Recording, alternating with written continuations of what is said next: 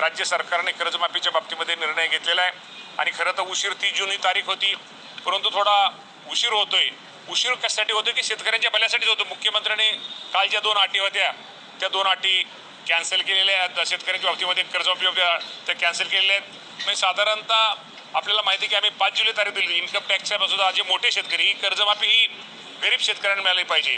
हा आमच्या राज्य महायुती सरकारचा मुख्यमंत्री देवेंद्र फडणवीस साहेब असतील, शिंदे साहेब असतील, सुनेत्राबाई पवार असतील, आमचा सगळ्यांचा उद्देश आहे.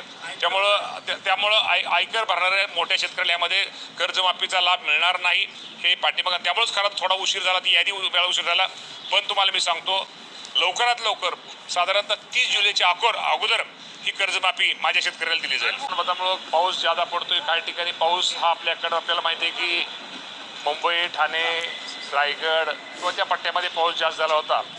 पाऊस जो कमी आहे तो पाऊस विदर्भ मराठवाड्यामध्ये थोडा पाऊस कमी आहे आणि एक हवामान विभागाचा अंदाज आहे की येणाऱ्या 20 तारखेच्या पुढे किंवा 25 तारखेच्या आसपास विदर्भ नागपूरमध्ये पाऊस चांगला पडेल असा हवामान विभागाचा अंदाज आहे. शेवटी तो अंदाज आहे, पण आपण पाऊस जास्त पडावा अशी आमची सगळ्यांची अपेक्षा आहे.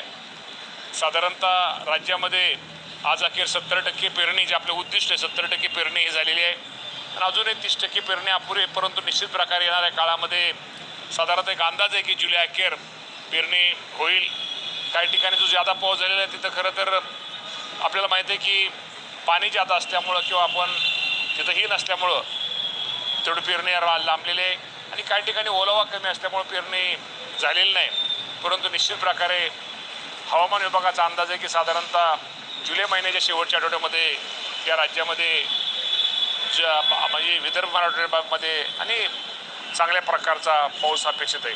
पेरण्यांच्या बाबतीतला प्रश्न असल्यामुळे शेतकऱ्यांसमोर सुद्धा एक मोठं आव्हान आहे. यांना तुम्ही काय सांगता? शेवटी 100% आव्हान तर आहे. आपल्याला माहिती आहे की शेवटी हवामान विभागाचा अंदाज आहे की बाबा आता पाऊस पडेल, आपण आता ती अपेक्षाच ठेवली पाहिजे.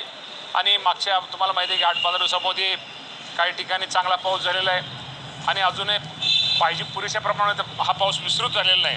त्यामुळे विस्तृत पाऊस येणाऱ्या जुलै अखेर व्हावा हीच खरं तर अपेक्षा आहे आपल्याला. मामा, ते वीज बिल जे माफ केले शेतकऱ्यांचं त्या बाबतीत थोडासा संभ्रम आहे. विरोधक म्हणतात की जुनं काय नेमकं आहे शेतकऱ्यांसाठी नवे ते वीज बिलाचं? आता कोण संभ्रम म्हणते मला माहीत नाही, परंतु आता आपण सगळेजण शेतकरी आहोत. आपल्याला माहिती आहे की शासनाने 2 वर्षापासून 7.5 HP हॉर्सपॉवरपर्यंत जी 7.5 हॉर्सपॉवरच्या आत असणाऱ्या शेतकऱ्यांना जी वीज माफीची सवलत दिली होती आणि साधारणतः आणि त्याच्या अगोदर ही सवलत आत्ता 2 वर्षापूर्वी झाली. ह्याच्या अगोदर अनेक शेतकऱ्यांचं बिल हे पेंडिंग होतं आणि पेंडिंग साधारणतः खूप मोठा त्याचा आकडा मला वाटतं 48,000 कोटीच्या आसपास कमी जास्त तो आकडा असावा आणि तो बिल पेंडिंग असल्यामुळं आजच राज्याच्या मुख्यमंत्र्यांनी तो निर्णय घेतलेला आहे की ते संपूर्ण ती बिलाची वीज बिल त्यांचं सगळ्यांचं शेतकऱ्यांचं 7.5 हॉर्सपॉवरच्या आतल्या त्या सर्वांचं माफ केलं जाणार आहे. ज्या ठिकाणी पेरण्या झालेल्या आहेत पीक छोटंसं उगवून आलं ना तर पिकांनी मारा टाकलेला प्रश्नचिन्ह या ठिकाणी उपस्थित 100% बियाण्याच्या बाबतीमध्ये राज्यामध्ये काही ठिकाणी तक्रारी आलेल्या आहेत. विशेषतः आपल्यामध्ये 10 जिल्ह्यामध्ये ह्या तक्रारी ज्यादा आहेत आणि त्या बाबतीमध्ये निश्चित प्रकारे कृषी विभागाने त्या बाबतीमध्ये पाहणी ही केलेली आहे आणि पाहणी केल्यानंतर निश्चित जिथं बियाणं अप्रमाणित आढळलेलं आहे त्या बाबतीमध्ये निश्चित प्रकारे जिथं नुकसान शेतकऱ्यांना झालेलं आहे त्या बाबतीमध्ये निश्चित प्रकारे बियाणं आम्ही बदलून द्यायचं आहे हे दिलेलं आहे आणि शासनसुद्धा या बाबतीमध्ये शेतकऱ्यांना मदत करणार आहे. 100% त्या कंपनीवरती कारवाई आम्ही करणार आहोत. मामा, काही ठिकाणी खताचा तुटवडा जाणवतो युरिया वगैरे खताच्या बाबतीमध्ये आज तरी आपल्याला माहिती आहे की साठा आपला खताचा हा व्यवस्थित आहे.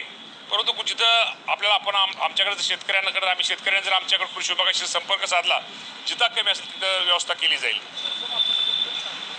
कर्जमाफीचं तुम्हाला सगळ्यांना माहीत आहे की कर्जमाफीच्या बाबतीमध्ये निश्चित प्रकारे आपल्याला माहिती आहे की राज्य सरकारने कर्जमाफीच्या बाबतीमध्ये निर्णय घेतलेला आहे आणि खरं तर उशीर 30 जून ही तारीख होती, परंतु थोडा उशीर होतोय. उशीर कशासाठी होतोय की शेतकऱ्यांच्या भल्यासाठीच होतो. मुख्यमंत्र्यांनी काल ज्या 2 अटी होत्या त्या 2 अटी कॅन्सल केलेल्या आहेत. शेतकऱ्यांच्या बाबतीमध्ये कर्जमाफी त्या कॅन्सल केलेल्या आहेत. म्हणजे साधारणतः आपल्याला माहिती आहे की आम्ही 5 जुलै तारीख दिली. इन्कम टॅक्सच्या सुद्धा जे मोठे शेतकरी ही कर्जमाफी ही गरीब शेतकऱ्यांना मिळाली पाहिजे. हा आमच्या महायुती सरकारचा मुख्यमंत्री देवेंद्र फडणवीस साहेब असतील, शिंदे साहेब असतील, सुनेत्रावहिनी पवार असतील, आमचा सगळ्यांचा उद्देश आहे. त्यामुळं आयकर भरणाऱ्या मोठ्या शेतकऱ्याला यामध्ये कर्जमाफीचा लाभ मिळणार नाही हे पाठीमागं. त्यामुळेच खरं थोडा उशीर झाला, ती यादी वेळा उशीर झाला.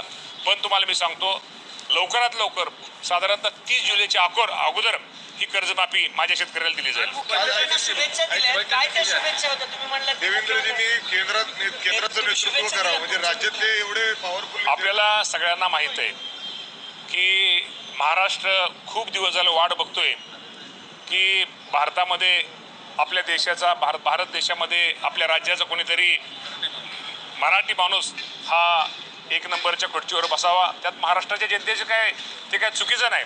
आपण पाहिलं की यशवंतराव चव्हाण साहेबांना त्यामध्ये हुलकावणी मिळाली, आदरणीय पवार साहेबांना, शरद पवार साहेबांना ती हुलकावणी मिळाली.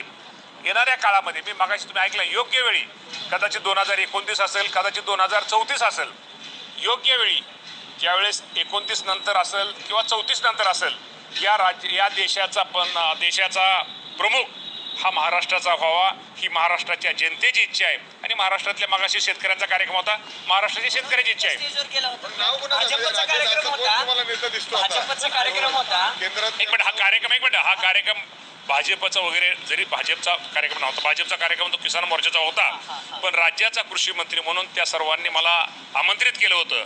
शेवटी तो कार्यक्रम कुठल्यापेक्षा तो कार्यक्रम शेतकऱ्यांचा होता आणि शेतकऱ्यांच्या कार्यक्रमाला राज्याच्या कृषी मंत्र्यांनी केलं पाहिजे आणि कृषी विभाग शेतकऱ्यांना काय मदत करतोय हे ते त्यांना सांगितलं पाहिजे. आणि तो कार्यक्रम पक्षाचा विषय सोडून द्या, त्या कार्यक्रम हा शेतकऱ्यांचा होता आणि त्या कार्यक्रमामध्ये त्या मोर्चाचे अध्यक्ष यांनी मला स्वतः पर्सनली निरोप दिला. त्यामुळे मी कृषी मंत्री म्हणून मी कार्यक्रमाला जोडलो. राज्याचा कोण असा तुम्हाला नेता वाटतो जो एक नंबरच्या पदावर बसू शकतो? देवेंद्र फडणवीस आता अर्थातच देवेंद्र फडणवीस साहेब.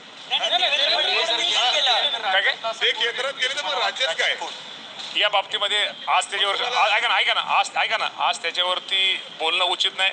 मला कधी माझ्या पक्षाच्या अध्यक्षा त्या माझ्या नेत्या त्या खुर्ची बसवा, मला सगळ्यात पहिला आनंद मला जास्त होणार आहे. मग महिला मुख्यमंत्री म्हणून 100% मला तो पहिला आनंद होणार आहे.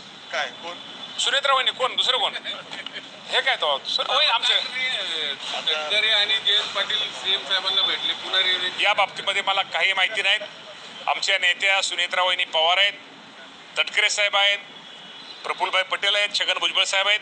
हे जे सगळे जे निर्णय एकत्र बसून निर्णय घेतात आणि ते जे निर्णय घेतील तो आम्हा सर्वांना मान्य असेल. सच्चिदानंदांनी नोटीस पाठवली. असे सच्चिदानंदात मी जास्त बोलत नाही. तर कोण असे म्हणण्यापेक्षा असतात काय माणसं त्यांना वाटलं असं, परंतु असं कुठं काहीही नाही. आता मी कुणाबद्दल वाईट बोलणार नाही, कुणाबद्दल काही बोलणार नाही. तटकरे पटेलांकडे आहे की या नोटीस मागतच आहे. कुणाचाही रोग तटकरे पटेल साहेबांकडे नाही. ते आमचे नेते आहेत, सुनेत्रा वहिनी पवार, तटकरे साहेब, प्रफुल्लभाई, भुजबळ साहेब कालही एकत्र आहेत, उद्याही एकत्र राहतील. भविष्यात सगळे आमची राष्ट्रवादी ही भक्कम आहे. विनाकारण त्यामध्ये कुठं कोण भेटलं, कोण काय भेटायला का कोणी कामासाठी. मी सकाळी कार्यक्रमाला गेलो होतो, याचा अर्थ भेटलं कार्यक्रमाला गेलं किंवा एखाद्या वेगळ्या कामासाठी भेटले गेलं याचा अर्थ वेगळा अर्थ काढणं चुकीचं आहे. अशाच नवनवीन अपडेटसाठी व्हिडिओला लाईक करा, चॅनलला सबस्क्राईब करा. सर्व शासकीय योजनांची अचूक व वेगवान माहिती फक्त 20 या आपल्या चॅनलवर.